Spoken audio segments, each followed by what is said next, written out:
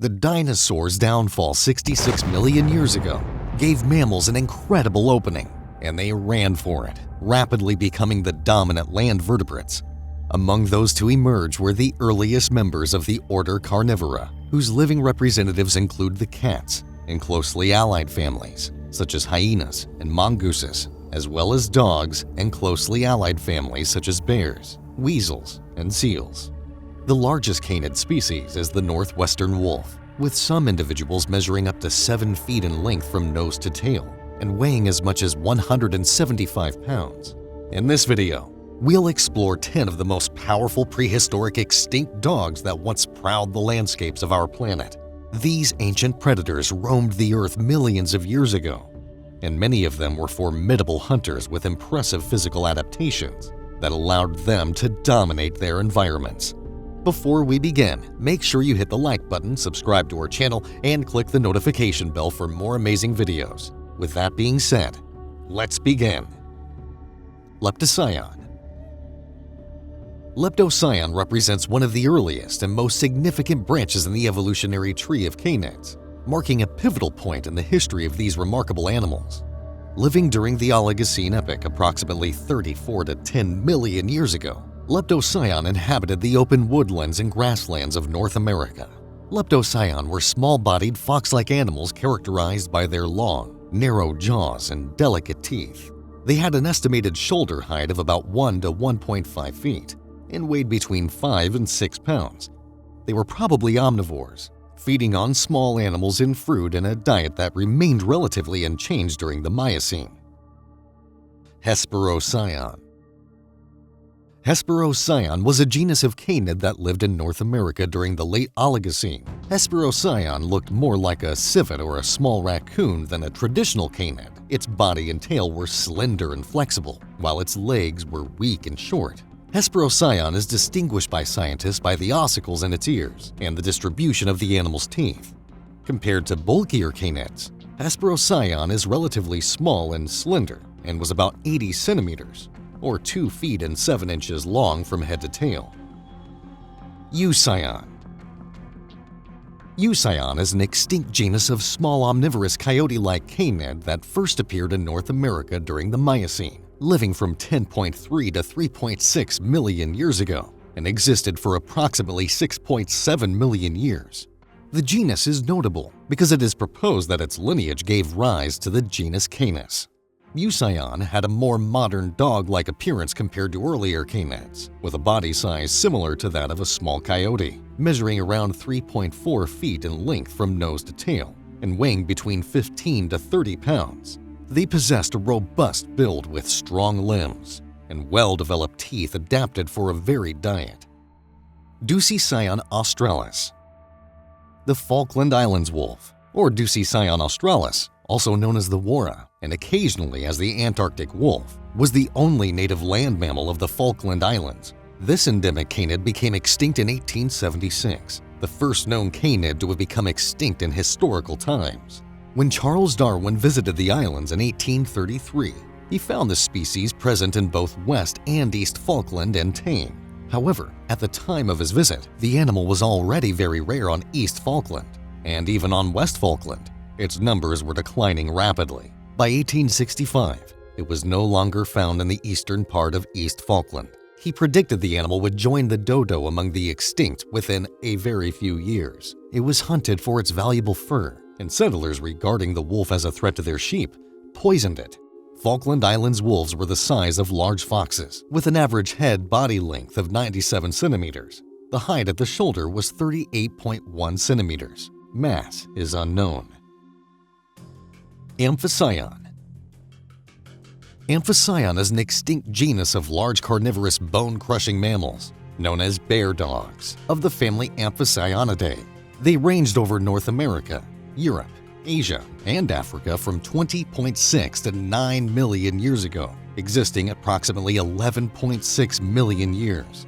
Ampus Osion was a large to huge predator, although the various species differ considerably in size, ranging from moderately sized species such as the Ampus Osion to the huge Ampus Osion, which was one of the biggest carnivorans of all time. Its skeleton showcases a variety of features resembling canids, ursids, and felids. Ampus Osion possessed a powerful skull and high sagittal crests. The canines are robust, and the posterior molars are enlarged, whereas the anterior premolars are reduced. Its neck is wide, similar to that of a bear. The diet of Ampus Osion has proven difficult to reconstruct, as its dentition possesses both crushing and shearing functions. It has been proposed, based on dental wear patterns and morphology, that European species of this genus were bone-crushing mesocarnivores. As it lacked the adaptations for rapid acceleration, Ampus Osion seems to have hunted quite unlike lions and tigers, which approached their prey very closely before overtaking it after a quick burst of speed. However, as even modern pursuit predators such as wolves stalk and ambush their prey, Ampus Osion likely did the same. It has been proposed that it pursued its prey for longer distances, and at a speed notably slower than modern wolves. Xenos Osion.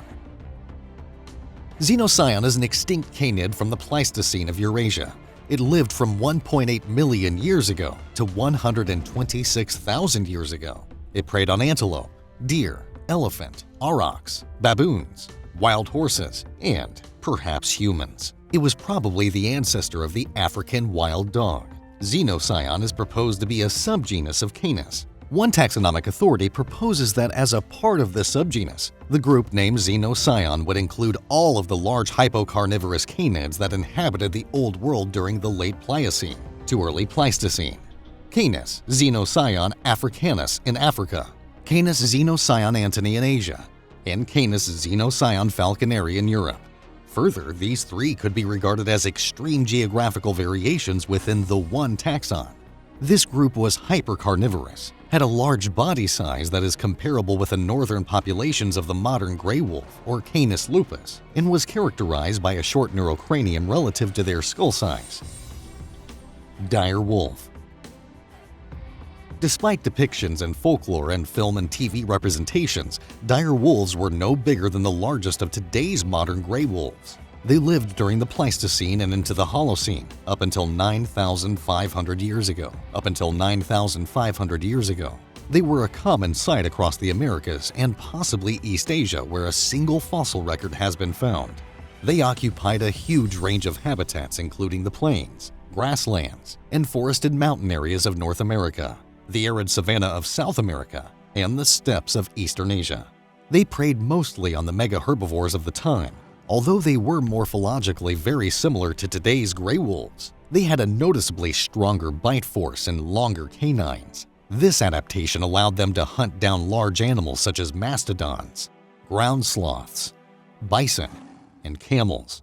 Hunting in packs gave them the advantage of taking down larger prey. In North America, dire wolves were likely competed with gray wolves, American lions, giant short-faced bears, cougars, and coyotes for the same prey. Borofagus.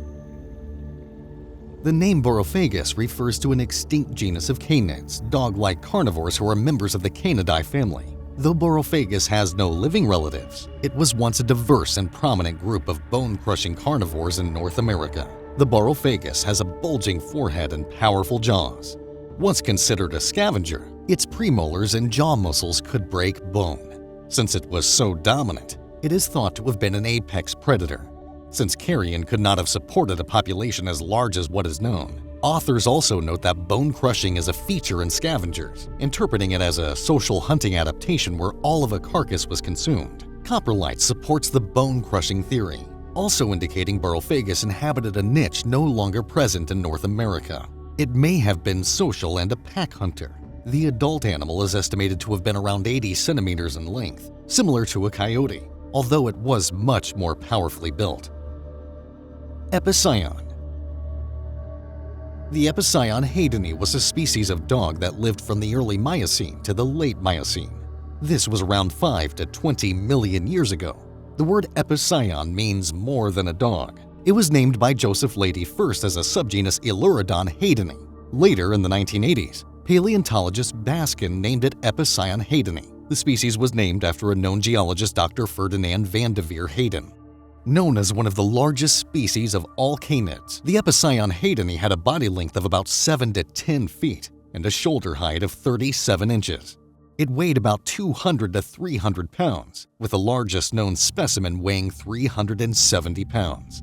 Similar to modern-day dogs, the animal had grinding teeth, which gave scientists the impression that the Epicyanhedony was omnivorous. Based on the fossilized specimen and their strong jaw muscles, it is concluded that their digestive system was probably strong enough to grind the bones of other animals. A unique characteristic of this dog, their prey likely included the camel relative, Epica, the deer species Cossyryx, Neohipparion, Prosthenops, a warthog species, and Teleoceras, an ancient rhinoceros, all animals found within their habitat in what is now North America. That's all for today. If you enjoyed this video, don't forget to like, subscribe, and share it with your friends. You can also leave a comment with what you would like to see in the following videos. Thanks for watching. See you next time.